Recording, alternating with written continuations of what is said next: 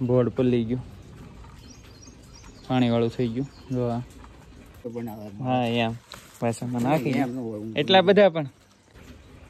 અને આ છે ને રેવ દે હટ રેવ દે.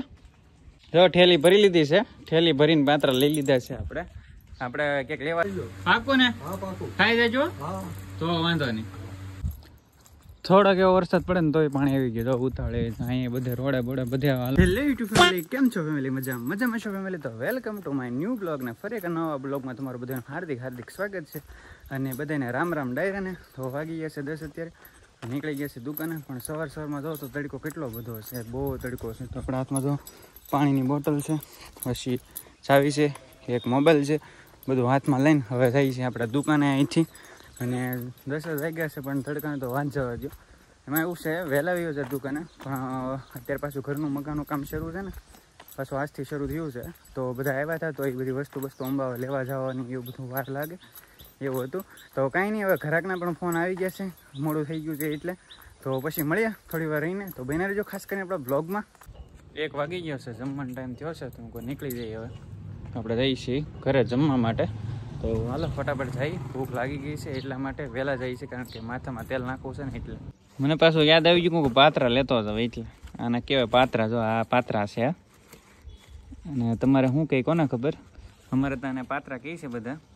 આનું મસ્ત શાકી થાય, આથણામાં કામ આવે. ને ડોલ ભરીને આપણે લઈ જવાના છે. હા એમ પાછા નાખી એટલા બધા પણ બસ. તો આને લાડ બધા તો છે હજી અહીંયા. આ લીંબુ ઓહો બહુ ઝાઝા થઈ જાય. અને તો સરખા ગોઠવી નાખીને પછી લેતા જઈ ઘરે. ને સાંજે બનાવવાનું છે આનું શાક. એટલે જો ઠેલી ભરી લીધી છે, ઠેલી ભરીને પાત્રા લઈ લીધા છે. આપણે ક્યાંક લેવા જઈએ તો પછી થોડું લેવાનું હોય, લઈ જ લેવાનું હોય. ના એમાં શું છે, લાડ બધા આપી દીધા. મેં તો એટલા બધા ન હોય કે ના લેતા જાવ નહીં કે કાંઈ વાંધો ના. હાલો તો ઠેલી ભરી દીધી છે. તો હવે આપણે સાંજે બનાવવાના છે, અત્યારે તો નહીં. તો કાંઈ નહીં, ઘરે પોગાડીએ અને આને પાણીમાં નાખી દઈએ, નકર પાછા કરમાઈ જાય એટલા માટે. તો તેલ બેલ નાખી દીધું છે માથામાં, પણ લાઇટ વહી ગઈ છે. હવે તો બહુ કરી મોઢે કવરનું લાંબુ ચોપડી દીધું ગરમીના હિસાબે.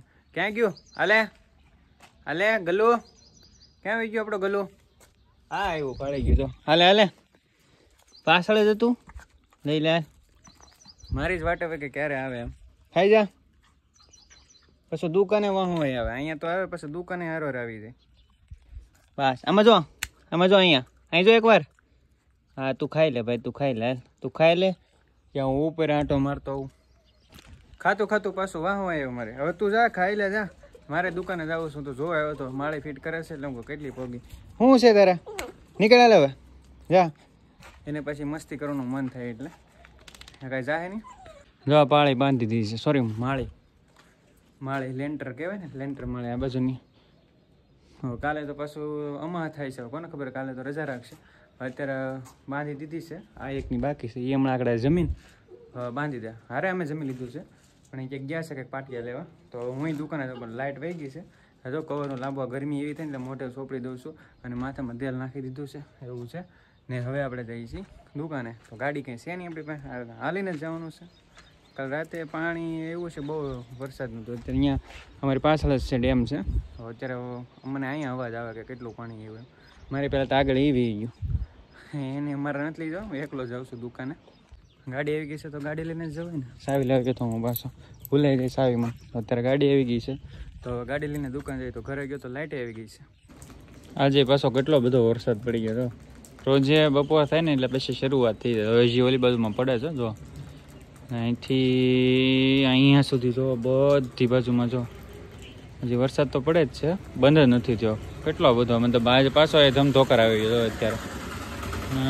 બધું બગાડી નાખ્યું પાછું.